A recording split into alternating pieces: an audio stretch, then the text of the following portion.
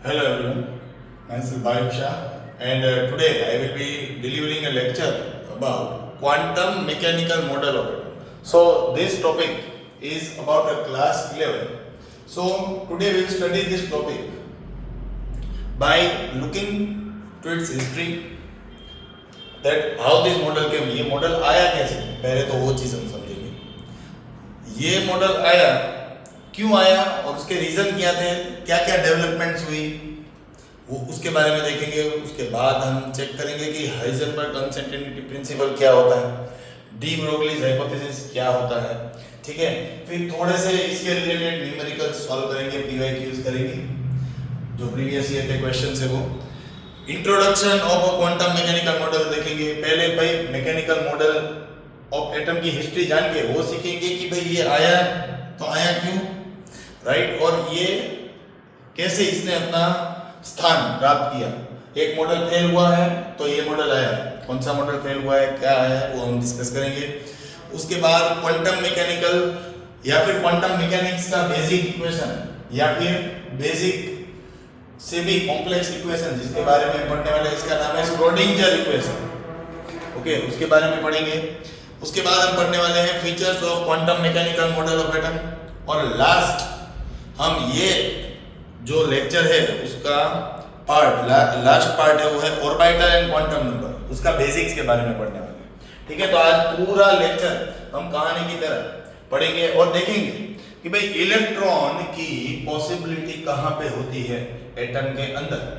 Atom के अंदर electron की प्रोबेबिलिटी कहाँ पे होती है, इलेक्ट्रॉन का घर कहाँ पे होता है, इलेक्ट्रॉन का एड्रेस कहाँ पे होता है, वो हमें quantum mechanical model of atom है वो समझाएगा। तो बारी बारी हम सब कुछ सीखते जाएंगे। तो स्टार्ट करते हैं हम सबसे पहले क्वांटम मैकेनिकल मॉडल की हिस्ट्री के बारे में। सो हमने क्लास 9 में पढ़ा था कि bore mechanical model of atom होता है। क्या होता है? बोर मॉडल होता है, Bohr model of atom, Bohr model of atom होता है, ओके। तो नील्स बोर ने हमें क्या बोला था कि भाई इलेक्ट्रॉन एक डिस्क्रीट ऑर्बिट के ऊपर रिवॉल्व करेगा, वो ऑर्बिट का नाम होता है के, एल, एम और एन, राइट, और उसके अंदर कितने इलेक्ट्रॉन्स आएंगे, तो 2, 8, 18, 32। पर ये मॉडल जो है वो कोई भी मैटर का ऐसे नहीं बोल रहा था कि ये मैटर है वो कौन सी प्रॉपर्टी शो करती है, राइट, वो नहीं शो करता था। वहां पे ही बोर का मॉडल हो गया फेल। तो ये फेल क्यों हुआ, उसका भी कोई रीजन होना चाहिए, राइट। ऐसे तो हम नहीं मान के चल सकते हैं कि ये फेल हुआ। तो ये फेल इसीलिए हुआ क्योंकि बाद में मालूम पड़ा कि कोई भी जो मैटर होता है, मैटर, कोई भी मैटर होता है, सपोज कि ये मार्कर है, मैटर है, सॉलिड स्टेट में है, राइट, वो मैटर की वेव प्रॉपर्टी भी पॉसिबल है। क्योंकि अभी तक हमें ये समझ में आया था कि कोई भी मैटर के अंदर पार्टिकल्स होते हैं, उसके बीच में इंटरमोलिक्यूलर स्पेस होती है। पर एक नई डिस्कवरी हुई कि मैटर का ड्यूअल नेचर होता है, उसका पार्टिकल नेचर तो होता ही है पर उसका वेव नेचर भी हो सकता है और होता ही है। तो यहाँ पे बोर की थियरी या बोर मॉडल ऑफ एटम है वो फेल हो चुका था। तो रातों रात तो ये नहीं हुआ होगा, राइट। तो इसके बाद डेवलपमेंट्स हुई, दो डेवलपमेंट्स हुई, 2 developments take place, 2 development takes place. तो वो डेवलपमेंट में सबसे पहला डेवलपमेंट क्या था, जो मैंने आपको बताया, dual behaviour of matter. What is meaning of dual behaviour of matter? तो मैटर जो है वो पार्टिकल की तरह भी हो सकता है और वेव की तरह भी बिहेव कर सकता है। Matter can act as a particle और it can act as a wave, ठीक है। तो ये तो कभी भी बोर मॉडल ने हमें बताया ही नहीं था, इसके कारण ये फेल हो गया। और क्या आपको मालूम है कि ड्यूअल बिहेवियर ऑफ मैटर जो है, ठीक है, इसके बारे में कोई थियरी समझाने वाला कौन था, तो उसका नाम था डी ब्रोगली। यहाँ पे आता है डी ब्रोगली का हाइपोथेसिस, यहाँ पे आता है डी ब्रोगली का हाइपोथेसिस, जिन्होंने हमें बोला कि कोई भी जो मैटर होता है उसमें ये दोनों चीजें पॉसिबल है, जो है पार्टिकल नेचर या फिर वेव नेचर, ओके। तो डी ब्रोगली जी ने हमें क्या बोला? डी ब्रोगली जी ने बोला कि भाई मैटर जो है, matter exhibits matter exhibits particle as well as wave nature। उन्होंने ऐसे बोला कि भाई मैटर जो होता है, मैटर तो अगर हम 3D स्पेस में देखें तो मैटर के पास मोमेंटम भी होता है, मतलब वो एक स्पीड से भी भागता है, और उसका वेव नेचर भी हो सकता है। मैं थोड़ा सा वेव देके आपको रिप्रेजेंट करूंगा। जैसे कि ये मैटर है, उसका ये पार्टिकल नेचर है, ये अगर ये इसका पार्टिकल नेचर है तो उसका वेव नेचर भी पॉसिबल होता है, ऐसा वेव नेचर भी हो सकता है।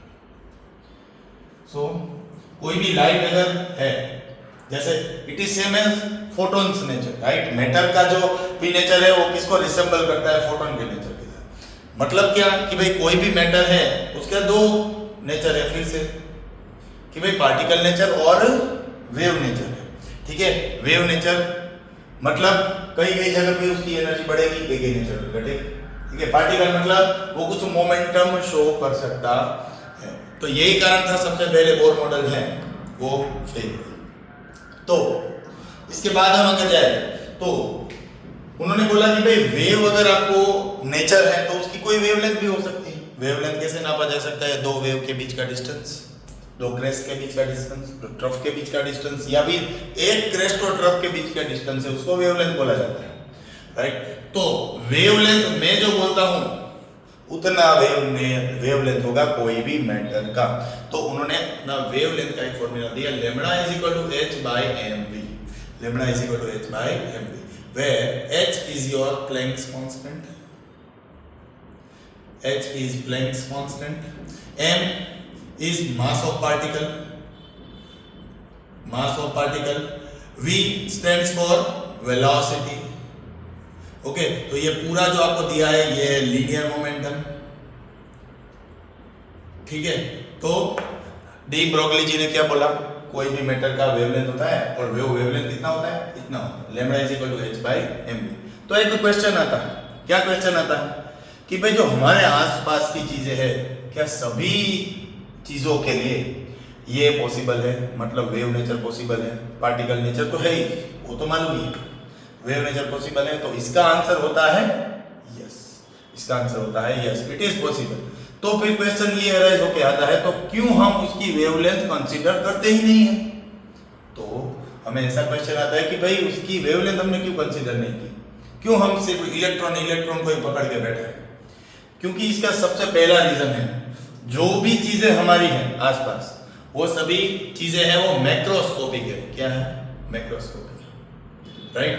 पर हम जो इलेक्ट्रॉन पढ़ते हैं वो क्या है, वो तो माइक्रोस्कोपिक पार्टिकल है।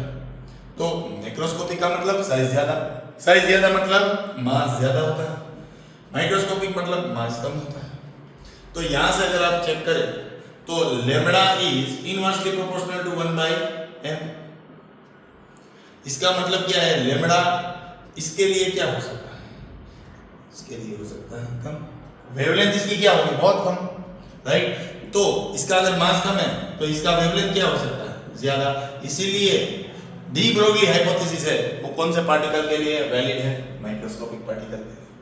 किसके लिए वैलिड नहीं है, मैक्रोस्कोपिक पार्टिकल के लिए।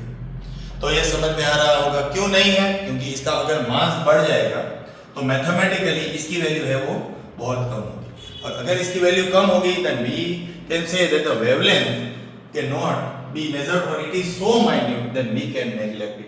मैं उसको नेग्लेक्ट भी कर सकता। ओके, तो यहां तक आई थिंक हम बहुत ही क्लियर हो चुके हैं। तो अभी हम आगे बढ़े, मैक्रोस्कोपिक एंड माइक्रोस्कोपिक। तो ये था पूरा डी ब्रोगलीज हाइपोथेसिस, जिसने हमें समझाया कि कोई भी मैटर जो है, कोई भी मैटर उसका दो नेचर पॉसिबल है। कौन सा, पार्टिकल नेचर तो है ही, पर उसका वेव नेचर भी पॉसिबल है। तो टू डेवलपमेंट्स मैंने लिखा हुआ है, इसमें से मैंने तो एक ही समझाया, अभी मैं दूसरा समझाने जा रहा हूँ, ठीक है, जो ये हाइपोथेसिस को सपोर्ट देता है। ओके, तो दूसरा है उसका नाम क्या है, तो मैंने इंट्रोडक्टरी पार्ट में ही आपको बोल दिया था। दूसरा जो नाम है इसका वो है हाइसेनबर्ग्स अनसर्टेनिटी प्रिंसिपल। क्या नाम है, हाइसेनबर्ग्स अनसर्टेनिटी प्रिंसिपल। तो जैसे ये सेकंड डेवलपमेंट जो हम कंसीडर करें ये आया दुनिया में, तब तो पूरी तरीके से बोर मॉडल है वो फेल हुआ। तो ये वर्ड अनसर्टेनिटी का मतलब क्या है? कोई भी चीज है उसकी आप एग्जैक्ट वैल्यू नहीं ढूंढ सकते हो, कोई भी चीज है उसकी आप एग्जैक्ट वैल्यू ढूंढ ही नहीं सकते हो, यही तो मतलब है अनसर्टेनिटी का। ठीक है, तो इसके लिए उन्होंने एक अच्छा सा इक्वेशन दिया जिसका नाम है delta x into delta p. Delta x into delta p is greater than और equal to h upon 4 pi. H upon 4 pi. अब क्वेश्चन है ये क्या है और ये क्या है? तो ये जो है वो आपको देता है पोजीशन। कौन सी पोजीशन? Uncertain position. कौन सी पोजीशन देता है ये? Uncertain position. तो ये क्या देगा आपको? Uncertain P, P stands for momentum, uncertain momentum। तो इसका मतलब ये हुआ, ये प्रिंसिपल हमें डायरेक्टली बोलता है कि कोई भी इलेक्ट्रॉन है वो ऑर्बिट में कभी सर्टेन स्पीड से घूम ही नहीं सकता, इसीलिए तो delta x into delta P है। ये क्लियरली इंडिकेट करता है चेंज इन पोजीशन या अनसर्टेन पोजीशन, ये आपको इंडिकेट करता है चेंज इन मोमेंटम, राइट। तो बोर मॉडल ने क्या बोला था कि भाई एक न्यूक्लियस होता है छोटू सा, K cell, L cell, M cell, right. तो उन्होंने तो बोला था इलेक्ट्रॉन है वो यहाँ पे ही मिलेगा आपको, या फिर L में मिलेगा या फिर M पे मिलेगा। तो ये पूरा हो गया था। क्यों हुआ? क्योंकि भाई हेजनबर्ग अनसर्टेनिटी प्रिंसिपल ने क्या समझाया? कोई भी इलेक्ट्रॉन की पोजीशन सर्टेन होती ही नहीं है, इट्स ऑलवेज अनसर्टेन। ओके, तो Heisenberg statement was we cannot detect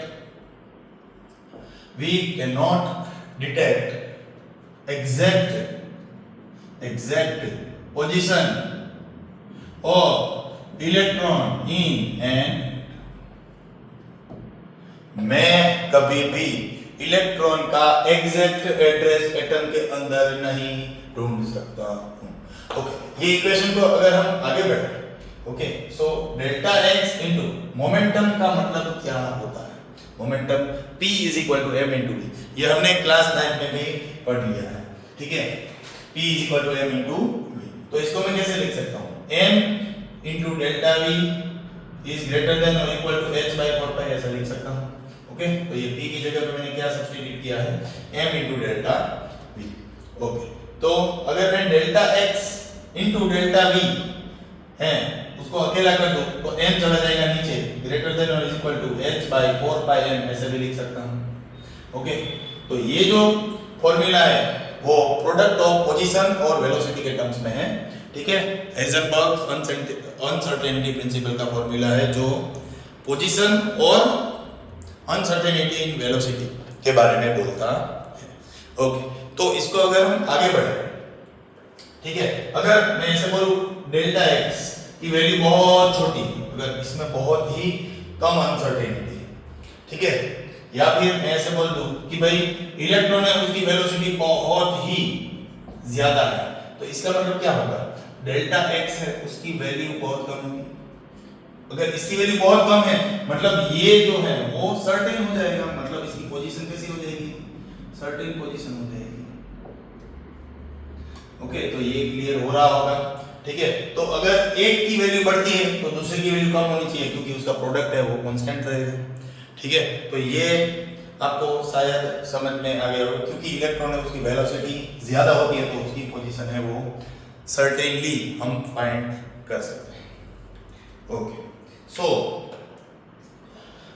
electron है उसकी पोजीशन हम कभी भी सर्टेनली फाइंड नहीं कर सकते, यही बताया हमें क्या, किसने? हाइजेनबर्ग।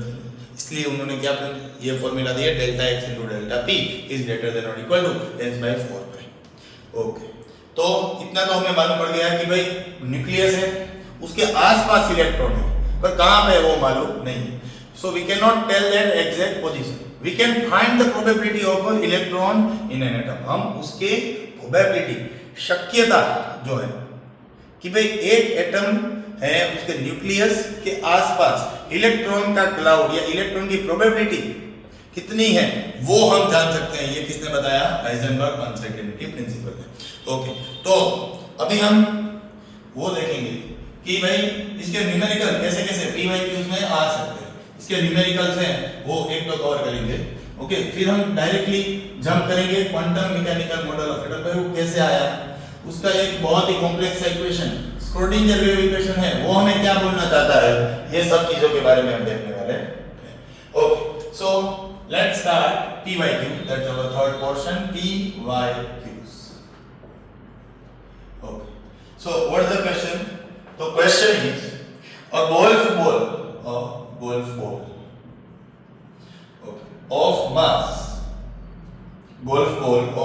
40 ग्राम। क्या है गोल्फ बॉल का मास? 40 ग्राम, ठीक है, एंड स्पीड 45 मीटर पर सेकंड। क्या है स्पीड इसकी? 45 मीटर पर सेकंड। इफ स्पीड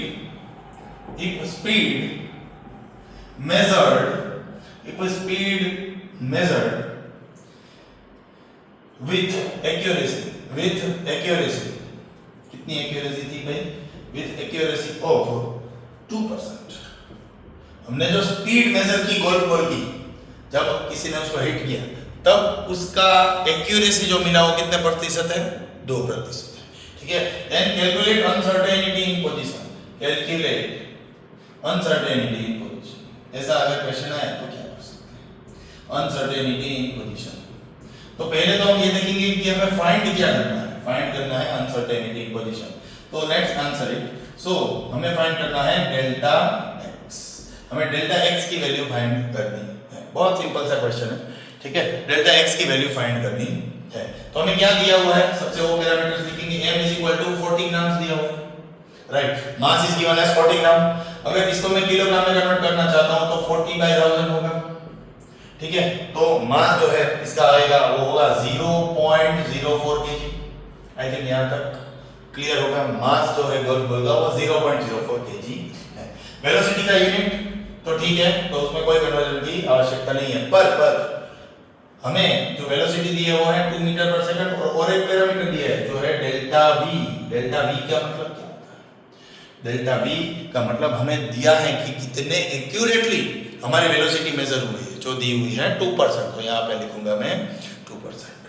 ओके, तो अगर मुझे एग्जैक्ट डेल्टा v देखना है तो delta v = 2% of given velocity. So 2/100 into given velocity क्या है? गिवन वेलोसिटी है, सॉरी मैंने यहाँ पे 2 लिखा था, 45। सो 45 है।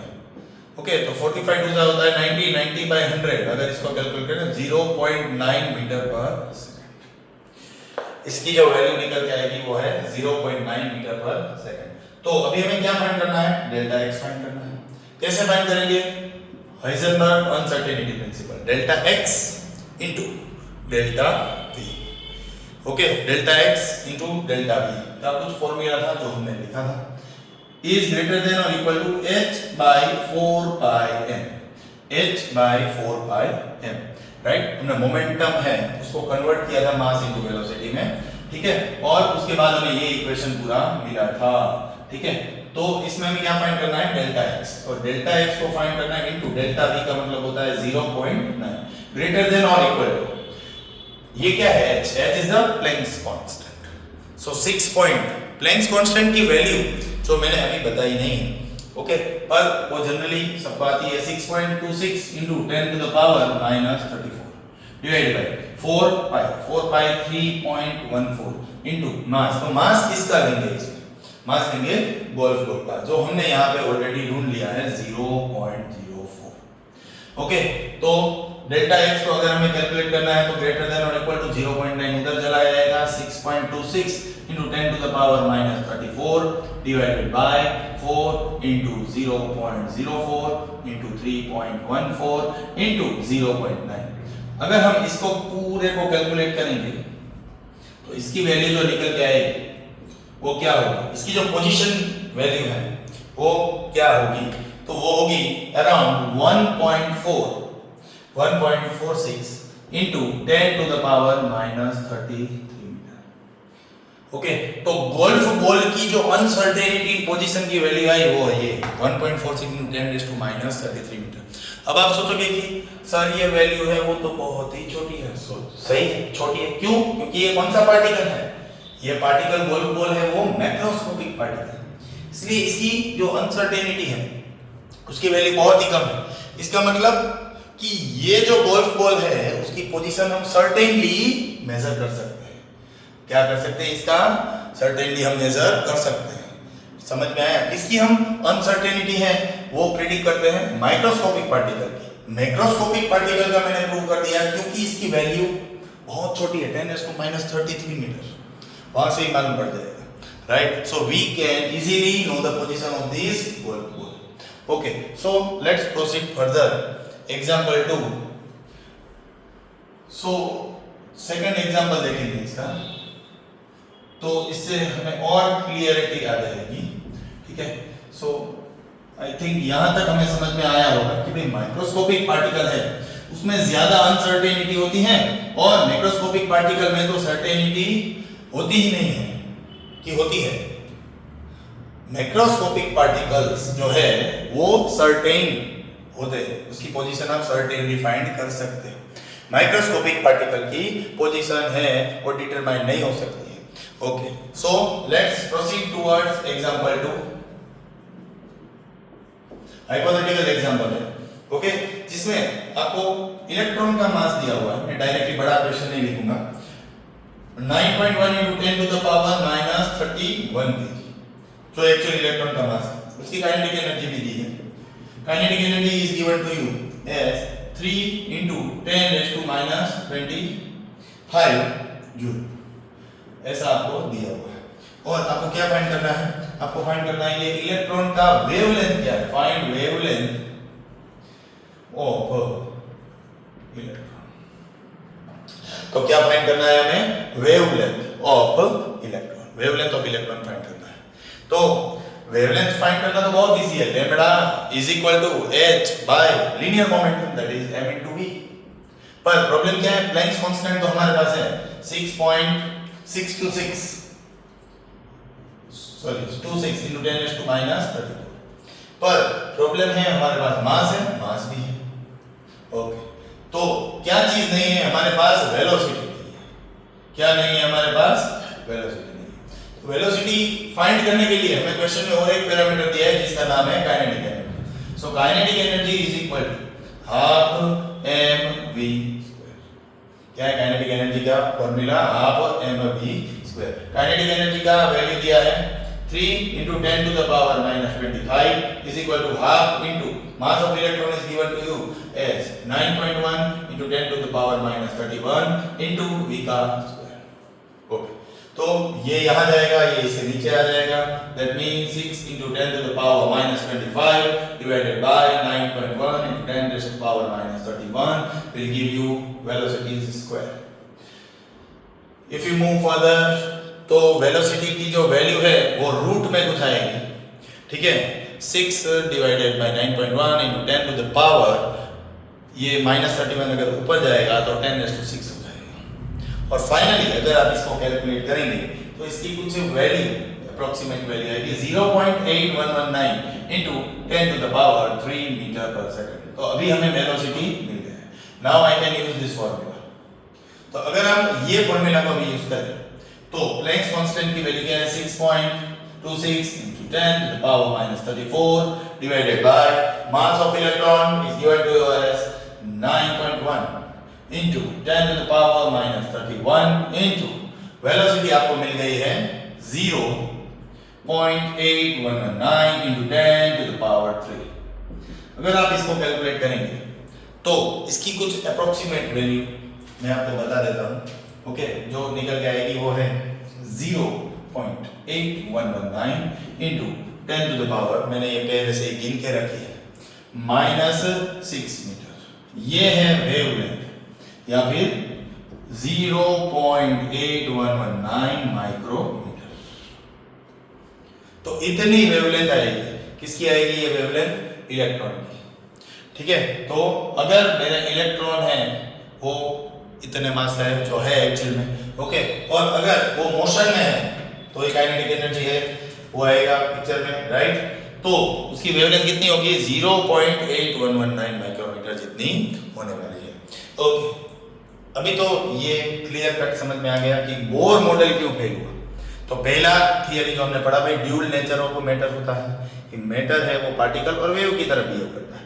दूसरा हमने पढ़ा क्या हाइजेनबर्ग अनसर्टेनिटी प्रिंसिपल से कि कोई भी इलेक्ट्रॉन की आप एग्जैक्ट जगह ढूंढ नहीं पाओगे, राइट? क्यों? क्योंकि उसका वेव ही नेचर होता है, राइट? तो उसकी जो पोजीशन है वो हमेशा अनसर्टेन होती है, ठीक है? तो अभी भी क्वेश्चन वही है भाई इलेक्ट्रॉन का पता कहाँ है? क्वेश्चन फिर से घूम के वही आता है, वेयर इज द इलेक्ट्रॉन?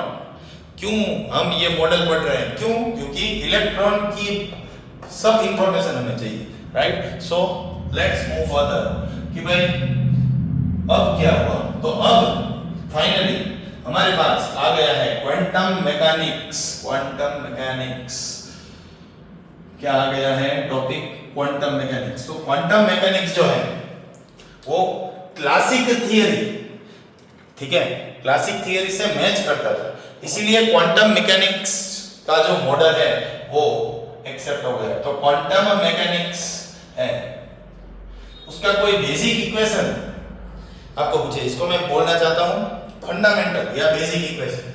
इसका जो फंडामेंटल इक्वेशन है वो भी हमारे लिए कॉम्प्लेक्स है, ठीक है?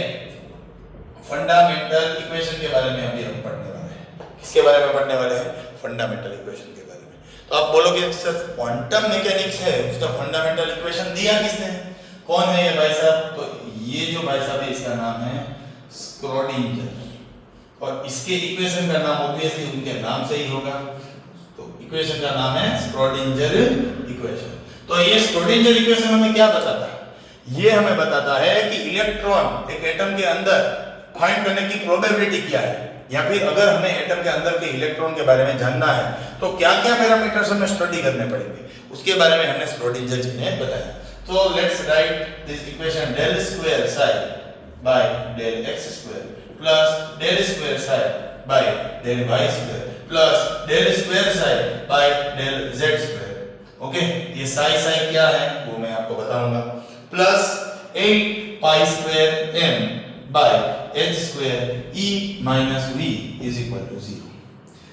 तो e minus v psi is equal to 0। इतना लंबा इक्वेशन आपको याद रखने की जरूरत नहीं, पहले से ही आपको बोल देता हूं। तो अगर ये चीज आप देखो तो ये आपको दिखा रहा है इलेक्ट्रॉन फाइंड करने की प्रोबेबिलिटी के 3 डिफरेंट एक्सिस, ठीक है? x y और z, x y और z। ओके, ये आपको ये 3 चीजें दिखा रहा है, x y और z प्लेन में इलेक्ट्रॉन है वो फाइंड करने की प्रोबेबिलिटी क्या है। तो अभी आपको क्वेश्चन आएगा ये साई त्रिशूल जैसा जो चीज है वो क्या है।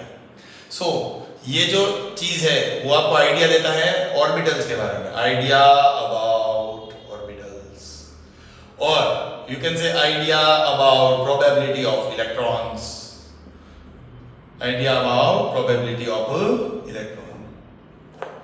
ओके, तो इसके बारे में हमें समझ में आ गया। तो ये जो है del square psi by del x square, del square psi by del y square, del square psi by del z square, ये क्या बोलता है?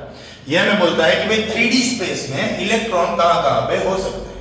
इतना तो समझ में आ गया होगा। ओके, पर एनसीईआरटी में ये पूरा इक्वेशन है उसका एक बहुत ही शॉर्ट सा इक्वेशन दिया हुआ है। क्या दिया हुआ है? E into psi is equal to Hamiltonian operator into psi, ठीक है? अब ये H क्या है? हैमिल्टोनियन ऑपरेटर है। H is mathematical Hamiltonian operator, Hamiltonian operator, H is an Hamiltonian operator. अभी हमें इसके बारे में डिस्कस करने की कोई जरूरत नहीं है। तो आप बोलोगे E क्या है? सो E is the energy, energy किसकी? इलेक्ट्रॉन की, energy of electron in orbital, ठीक है? E हमें क्या देता है? E हमें देता है energy of electron in orbital. तो अभी हमें सब पैरामीटर के बारे में मालूम पड़ गया, ये क्या बताएगा? तो हम स्टार्टिंग से क्या ढूंढने की कोशिश कर रहे हैं? इलेक्ट्रॉन का पता। तो फाइनली हम कहां पे आके अटके? क्वांटम मैकेनिक्स में। क्वांटम मैकेनिक्स ने किसने बोला कि भाई इलेक्ट्रॉन है वो यहां कहीं पे हो सकता है? स्क्रोडिंजर जी ने। कैसे बोला? ये इक्वेशन देकर। ये इक्वेशन क्या है? तो E psi into H psi। तो जो ये psi ऑपरेटर है वो क्या बताता है? ये आपको बताता है ऑर्बिटल्स कैसा है, या फिर इलेक्ट्रॉन एक ऑर्बिटल के अंदर क्या है तो कैसे है, इसके बारे में हमें बताता है। So let's move further. Okay, तो अभी हम आगे बढ़े कि भाई इलेक्ट्रॉन है वो एक्चुअली तो वेव में है, right? Electron is there in an atom in the form of wave, वो तो हमें मालूम पड़ गया क्योंकि इलेक्ट्रॉन का नेचर कैसा है भाई? इलेक्ट्रॉन का नेचर है particle as well as its wavy nature is also there. Okay, तो इलेक्ट्रॉन का नेचर वेवी है, तो हम इलेक्ट्रॉन है उसको कैसे एक एटम के अंदर देख सकते हैं? तो अगर मैं ऐसे बोलूं कि ये न्यूक्लियस है, ठीक है, तो अगर आपको इलेक्ट्रॉन है वो देखने हैं तो कैसे आप देख पाओगे? तो इलेक्ट्रॉन का नेचर कुछ ऐसा होगा, ऐसा कुछ, मतलब आपको दिख रहा होगा। इस थिंकिंग की मदद से मैंने आपको दिखाने की कोशिश की कि वेवी नेचर होगा। अगर ये न्यूक्लियस है तो उसके इर्द गिर्द ऐसे घूमता रहेगा, ऐसे 3D स्पेस में ऐसे घूमता रहेगा, वेवी नेचर। ओके, तो this is what Heisenberg uncertainty principle tells us कि भाई कोई भी इलेक्ट्रॉन है वो कभी भी ऐसे नहीं घूमेगा, ऐसे जैसे बोर मॉडल ने बोला था, ऐसे कोई भी केस है बेल्स है, वो कैसे आएगा, कैसे घूमेगा? वेवी फॉर्म में घूमेगा। ओके, सो यहां से हमें वो तो मालूम पड़ गया कि भाई हाइजेनबर्ग अनसर्टेनिटी प्रिंसिपल क्या है। स्क्रोडिंजर जी ने फिर क्या बोला? स्क्रोडिंजर जी ने बोला कि भाई मैं जो बताता हूं वो 3D स्पेस में इलेक्ट्रॉन की होने की संभावना सबसे ज्यादा है, तो इसके बारे में हम आगे बढ़ेंगे। Okay, so what Schrodinger equation tells us the probability of electron in 3D space is directly proportional to psi के mod का square. It is directly proportional to psi के mod का square. Okay, this is what this equation tells us। इसका square है psi का square. Okay, so let's try to understand feature about quantum mechanical model. सो मैं list करूंगा पूरे features of QMA, quantum mechanical model of atom. तो क्या features थे इसके कि जिसके कारण हमें इलेक्ट्रॉन की प्रोबेबिलिटी या इलेक्ट्रॉन कहां पे है उसके बारे में इंफॉर्मेशन मिली। ओके, सो सबसे पहले मैं इक्वेशन लिखूंगा E psi is equal to H psi। Okay, तो सबसे पहले तो energy of electron in atom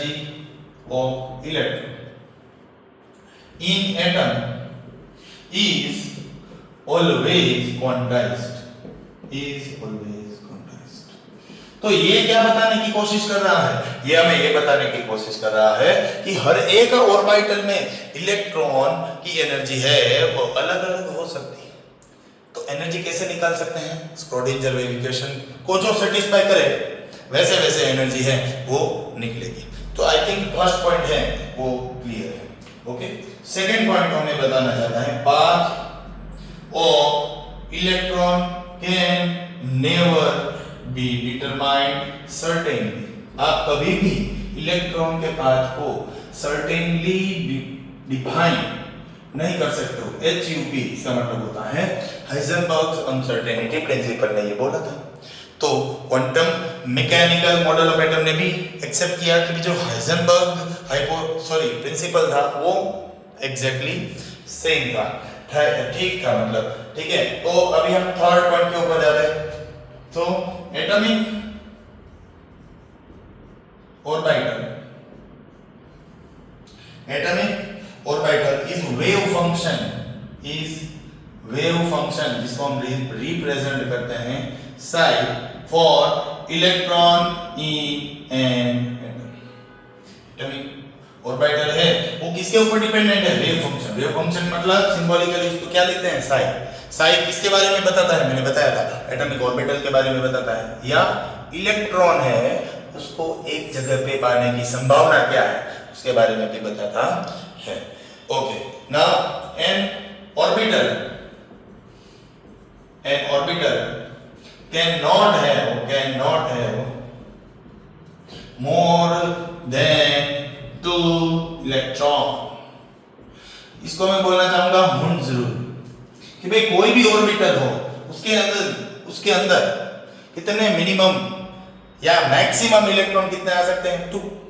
ठीक है, फिर आपको दूसरे एनर्जी लेवल पे शिफ्ट करना पड़ेगा जितने भी ज्यादा इलेक्ट्रॉन हो। ठीक है, ओके, तो अभी हम आगे बढ़े उसके नेक्स्ट पॉइंट पे अगर हम आगे बढ़े तो क्या बताया था? तो उसका जो नेक्स्ट पॉइंट है उन्होंने बताया कि प्रोबेबिलिटी ऑफ इलेक्ट्रॉन है वो किससे प्रोपोर्शनल है? तो मैंने ऑलरेडी शायद बता दिया, it is directly proportional to psi square. ये पॉइंट उन्होंने बताया। Okay, and in orbital electrons are filled in increasing order of orbital level, increasing energy order of orbital level, orbitals. Okay, इसका मतलब थोड़ा थोड़ा सा आपको बेसिक बता दूं तो सबसे पहले S फिल होगा, उसके बाद P फिल होगा, उसके बाद D फिल होगा और उसके बाद F फिल होगा।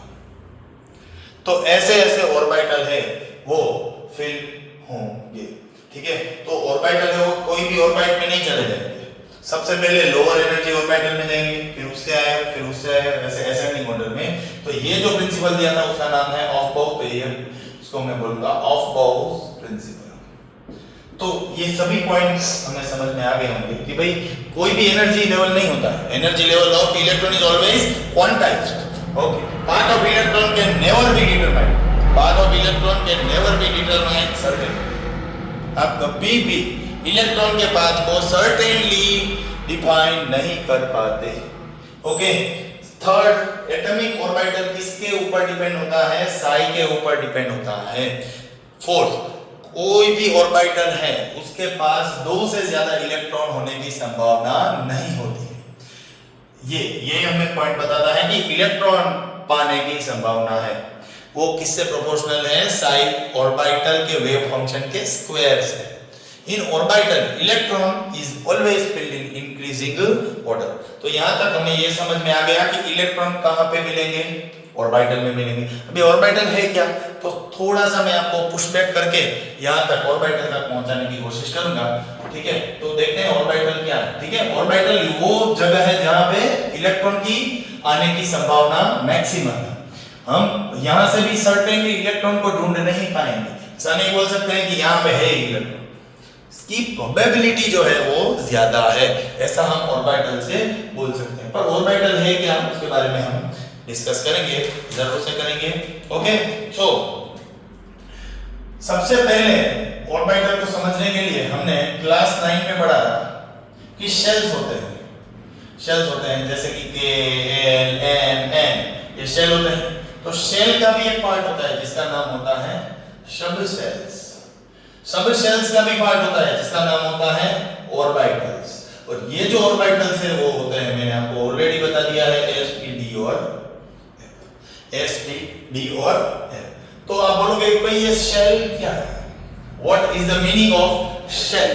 तो आपको किसी का एड्रेस अगर कोई भी सिटी के अंदर ढूंढना है तो आप क्या करोगे? पहले सबसे पहले उसका सिटी ढूंढोगे, so it is same as shell. उसके बाद उसके कॉलोनी के पास जाओगे, सिटी में कौन से कॉलोनी में रहते हैं, राइट। फिर कॉलोनी के बाद उसका लाइन चेक करोगे कौन सी गली में है। तो सेम यही हुआ, हमारा सिटी है सेल, यहाँ पे सेल के अंदर की जो कॉलोनी है उसका नाम है सब शेल, और सब शेल है उसके बाद हम क्या ढूंढते हैं? ऑर्बिटल्स, जो हमारे लिए लेन है यहाँ पे। ओके, सो ऑर्बिटल आपको क्या देगा? वो आपको बताएगा वहां पे प्रोबेबिलिटी इलेक्ट्रॉन की क्या है? Maximum. Probability of electron is maximum, इसके बारे में आपको बताएगा। भाई ये ऑर्बिटल में यहाँ पे इलेक्ट्रॉन ज्यादा मिलेंगे या वो डायरेक्शन में ज्यादा मिलेंगे, ठीक है। पर ये ऑर्बिटल्स जो है उसकी आइडिया हमें एग्जैक्टली चाहिए, राइट। सपोज कि एक ऑर्बिटल S ऑर्बिटल है, S ऑर्बिटल मतलब सबसे छोटा साइज में ऑर्बिटल होता है, स्फीयर शेप होता है, तो वो न्यूक्लियस से बहुत नजदीक होता है S ऑर्बिटल। तो S ऑर्बिटल जो है वो आपको क्या बताता है? S ऑर्बिटल ये बताता है कि न्यूक्लियस के पास, सपोज ये न्यूक्लियस है तो उसके पास इलेक्ट्रॉन के होने की संभावना ज्यादा है। तो हमें कैसे आइडिया होगा कि भाई S का शेप क्या है, S का डायरेक्शन क्या है, क्या वो स्पिन लेता है कि नहीं, ठीक है। तो ये सब के बारे में जानने के लिए, ऑर्बिटल की इंफॉर्मेशन को निकालने के लिए हमें एक चीज मालूम होना बहुत जरूरी है, जिसका नाम है क्वांटम नंबर। क्या नाम है? क्वांटम नंबर और उसके टाइप्स। तो ये हमारा लास्ट टॉपिक है क्वांटम नंबर और उसका टाइप। तो ये हमें क्या बताएगा, ये हमें ये चारों जो ऑर्बिट्स हैं एस पी डी एफ, ये जो चारों ऑर्बिट्स है एस पी डी और एफ, उसकी अलग अलग कैरेक्टरिस्टिक्स हमें बताने वाला है। ठीक है, तो स्टार्ट करते हैं। सबसे पहला जो क्वांटम नंबर है उसका नाम है प्रिंसिपल क्वांटम नंबर। क्या नाम है इसका? Principal quantum number. तो प्रिंसिपल क्वांटम नंबर है वो आपको क्या बताएगा? ये आपको बताएगा साइज के बारे में। क्या बताएगा? साइज के बारे में। तो इसका डिनोटेशन कैसे होता है? n से होता है। कैसे होता है इसका डिनोटेशन? n से। Okay, so second is azimuthal quantum number. क्या नाम है इसका? Azimuthal quantum number. ठीक है, इसको हम कैसे डिनोट करते हैं और ये क्या बताता है? तो एजीमुथल क्वांटम नंबर है उसको हम L से डिनोट करते हैं। किससे डिनोट करते हैं? L से। और ये आपको आकार के बारे में बताता है। भाई S ऑर्बिटल है तो मैंने आपको बोला स्फीयर है, P ऑर्बिटल है वो डम्बल शेप का है। तो सभी साइज शेप के बारे में, साइज के बारे में आपको प्रिंसिपल क्वांटम नंबर आइडिया देगा, एजीमुथल क्वांटम नंबर आइडिया देगा आपको शेप ऑफ ऑर्बिटल के बारे में। ठीक है, तो अब हम थर्ड पे जाए तो इसका नाम है मैग्नेटिक क्वांटम नंबर। क्या नाम है? Magnetic quantum number. सॉरी मैं यहाँ लिखना भूल गया हूँ। मैग्नेटिक क्वांटम नंबर जिसको हम डिनोट करते हैं m से, जो हमें ओरिएंटेशन के बारे में, किसके बारे में? ओरिएंटेशन कौन सा एक्सिस में है उसके बारे में बता देता है। ये साइज के बारे में मालूम पड़ता है, ये हमें बोलता है उसका आकार कैसा है। ठीक है, ये हमें बोलता है कि भाई इलेक्ट्रॉन है वही ऑर्बिटल में है, ठीक है, उसका आकार ये है, शेप है, पर कौन सा एक्सिस में है उसके बारे में ये बोलता है। और फोर्थ जो है उसका नाम है स्पिन क्वांटम नंबर। क्या नाम है इसका? स्पिन क्वांटम नंबर, जिसको हम S से डिनोट करते हैं। ठीक है, ये हमें बोलता है कि इलेक्ट्रॉन ऐसे घूमेगा मतलब क्लॉकवाइज या एंटी क्लॉकवाइज घूमेगा। ठीक है, तो ये आपको किसके बारे में आइडिया देता है? स्पिन के बारे में। किसके? Spin off electron. तो इलेक्ट्रॉन का एड्रेस या लोकेशन ढूंढने के लिए ये पूरा लेक्चर या ये पूरा मॉडल ऑफ एटम हमें पढ़ना पड़ता है। क्यों बोर मॉडल फेल हुआ, उसके बाद क्या क्या डेवलपमेंट हुई, राइट? कौन सा प्रिंसिपल आया, क्यों आया? क्योंकि ड्यूल नेचर ऑफ मैटर है वो आया। इसके बाद हाइजेनबर्ग अनसर्टेनिटी प्रिंसिपल आया, राइट? फिर हमने देखे उसके पीआईक्यूज, फिर हमने देखा कि भाई इलेक्ट्रॉन है वो एक्चुअल में न्यूक्लियस के आसपास कैसे घूमता है, वेवी नेचर में घूमता है। उसके बाद हमने देखा कि कैसे क्वांटम मैकेनिक्स की थियरी है वो क्लासिकल थियरी से मैच हुई, राइट? उसके बाद हमने स्क्रोडिंजर इक्वेशन के बारे में देखा कि कैसे हमें वो इलेक्ट्रॉन के बारे में 3D स्पेस में आइडिया देता है। इसलिए उन्होंने एक वेव फंक्शन इंट्रोड्यूस किया और बोला कि भाई ये वेव फंक्शन है, उसका अगर स्क्वायर कर लो तो आपको सबसे ज्यादा इलेक्ट्रॉन वहां पे मिलेंगे, राइट? तो इलेक्ट्रॉन मिलने के लिए हमने वेव फंक्शन मतलब ऑर्बिटल्स के बारे में जानने की कोशिश की। तो ऑर्बिटल वो कैसे मिलते हैं? क्वांटम नंबर से मिलते हैं। या ऑर्बिटल आए कैसे? तो शेल का एक पार्ट होता है ऑर्बिटल, राइट? ऑर्बिटल्स के क्वांटम नंबर्स हैं, उसके हमने टाइप पढ़े। कितने टाइप्स होते हैं? 4 टाइप्स होते हैं। पहला है प्रिंसिपल क्वांटम नंबर, वो हमें क्या बताता है? साइज बताता है। एजीमुथल क्वांटम नंबर क्या बताता है? शेप के बारे में बताता है। Magnetic quantum number orientation x y z के बारे में बताता है, राइट? एंड स्पिन क्वांटम नंबर हमें बताता है कि भाई वो ऐसे घूमेगा या ऐसे घूमेगा, क्लॉकवाइज या एंटी क्लॉकवाइज। तो यहाँ पे मेरा लेक्चर है वो एंड होता है। होपफुली आपको सब कुछ समझ में आया होगा। Thank you.